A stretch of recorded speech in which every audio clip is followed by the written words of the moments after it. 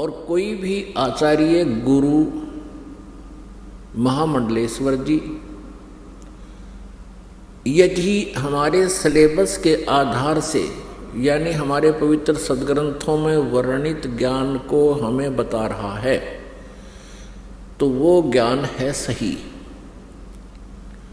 और जो इन पवित्र सदग्रंथों में वर्णित ज्ञान के विरुद्ध ज्ञान दे रहा है, अर्थात जो सिलेबस से बाहर, पाठ्यक्रम से बाहर कोई टीचर, कोई अध्यापक पढ़ा रहा है, तो वो उसका ज्ञान सही नहीं है, उसका ज्ञान सिलेबस अनुसार नहीं है, पाठ्यक्रम के अनुसार नहीं है।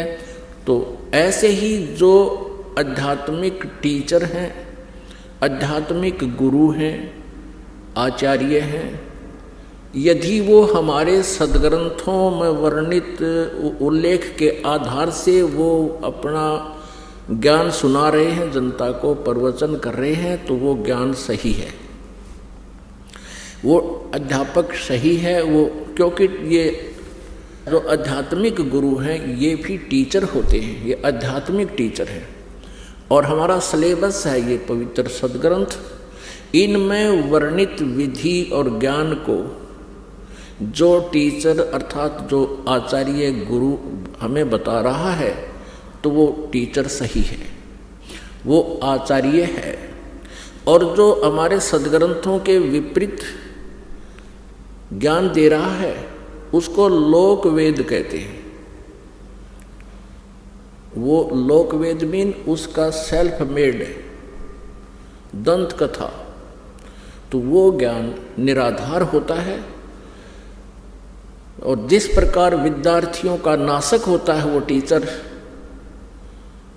जो सिलेबस से बाहर का ज्ञान उनके अंदर फीड कर रहा है, ठीक इसी प्रकार वो आचार्य आध्यात्मिक टीचर, आचार्य गुरु, वो शत्रु है उस मानव समाज का, श्रद्धालुओं का, जो उसके ऊपर आश्रित हैं और वो सदग्रंथों के विपरीत ज्ञान दे रहा है।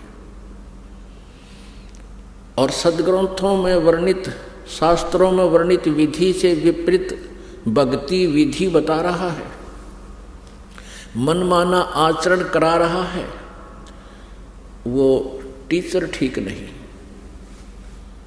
वो आचार्य ठीक नहीं,